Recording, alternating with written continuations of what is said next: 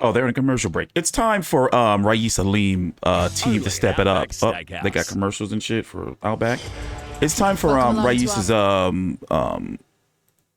Aleem's team to step it up. He should get a unanimous decision victory over Mike Plania, Filipino fighter, 26-1, 13 KOs coming into the fight.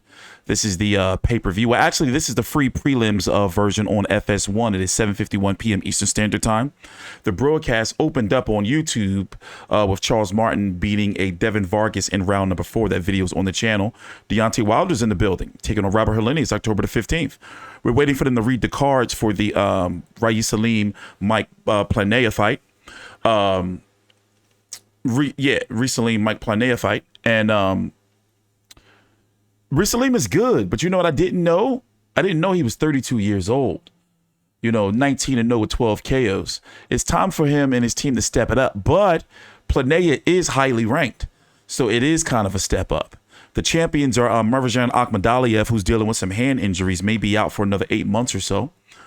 He has the WBC and the IBF and the WBA, and then you have Stephen Fulton, a fellow PBC fighter, just like Ruiz Aleem,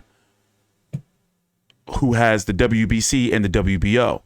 In a perfect world, we would have seen both of those fighters fight, Akhmadaliev and Stephen Fulton, but I have little to no faith that it's going to happen, mostly because the politics involved with Akhmadaliev being an Eddie Hearn Matchroom the Zone fighter, and Wilder's there in attendance, and Stephen Fulton being a PBC fighter. Even when it comes to Inoue, who's supposed to be fighting Paul Butler later on this year, he's a top-ranked fighter. And they don't have a good reputation, especially Japanese fighters working with PBC for a potential Stephen Fulton fight if he was to move up Inoue after he would win undisputed, because I'm predicting he's going to beat Paul Butler, the fight at 122. So basically, we're here to talk about Ruiz Aleem. I don't want to get too far down the trough here, but we're at 122 pounds.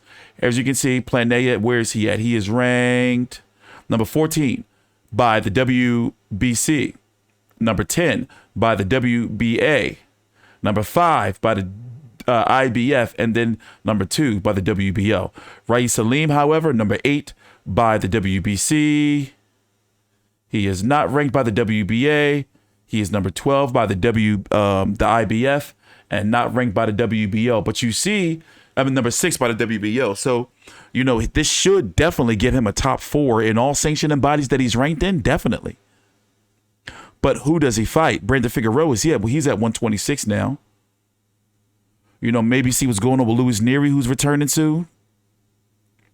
Because he needs something. Danny Roman is retired. Oh, let's listen to the cards.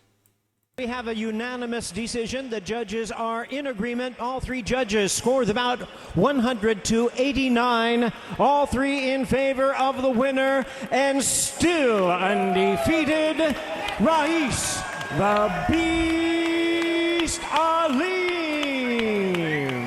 But no, he's sharp. He's definitely good. He's definitely good. I like the body work. He puts his punches around the guards.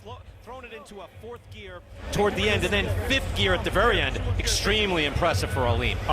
Look, you asked if he's ready for a title. Yes, he is. And he looked every bit of as a world contender as you could want or imagine tonight in that fight. And he shut out Plania, who's only lost 1 fight in 27 fights, 26 fights. Right. I thought he looked great tonight. Hadn't been knocked down. Lennox, kind of an impressive boxer-puncher in that he has great balance, great skill. Who is Mike Plania's trainer? I couldn't see, because Sean Gibbons, who handles Manny Pacquiao fighters and a lot of the, if not all of the, Filipino fighters that we hear about that fight on PBC cards, he's been taking a lot of losses. Filipino fighters been taking a lot of losses, man. Like, what the hell is going on?